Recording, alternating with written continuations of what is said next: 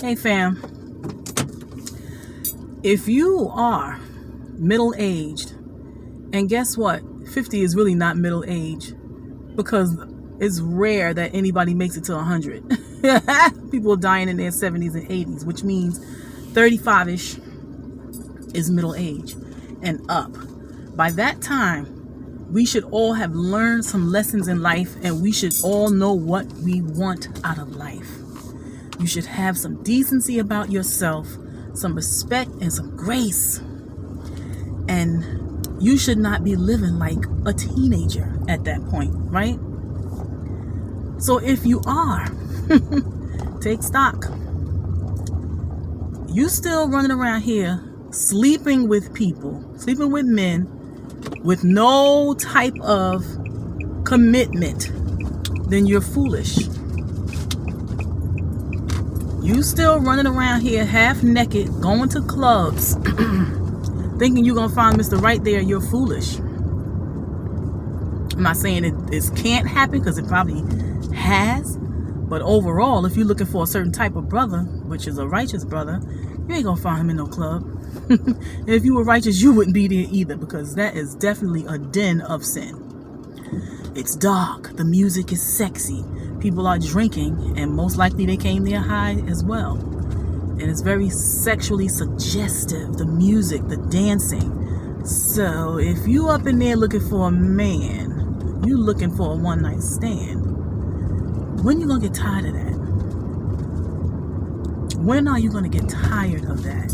And that's the question. When is it time to grow up?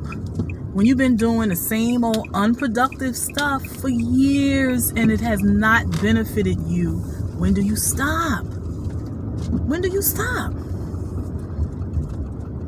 You still fighting against all hope, huh? I've been doing this mess all these years and it's not working for me, but maybe if I keep doing it, it's going to work one day. Not. Work on yourself. Stop scheming and planning and plotting in an immature manner and work on yourself. Get yourself together, sis. If you're really looking for a relationship with a decent man, you need to become a decent woman. Because what man in his good mind, in his right mind, want a raggedy woman? He don't have no reason to want you just because you think you look good. And that's another thing about us. We always think our sex is the best. I say our because I'm just talking about, I'm trying to join in with you all, and I want you guys to feel like I'm not a part. We all are women, and we are women of color, right? I have heard it said so many times. People say, "Oh, I did this to him, I do that to him, and he know she don't do it good like me," and all this old crap. Let me tell y'all something about sex. Sex has its place, right? But when it comes to a man choosing a woman that he wants to marry and be with forever, he's not going to base it on the sex that she gives him. And I said a man. I'm not talking about some childish, immature person who only finds sex to be the only important thing in a relationship. I'm not talking about that dude. A man who wants a decent woman, he's not going to be wanting her to do acrobats and flips and flops all over the place, because that means she done had a whole lot of men. She done had a whole lot of experience. And there are women who have had a lot of experience who change their ways, and they deserve a good husband, because you can be clean, pure and clean in heart, and the Most High God can clean any filthy thing. Glory to his name. But overall, let's look at it. Let's look at the facts. Most men want a woman who has not had a bunch of partners.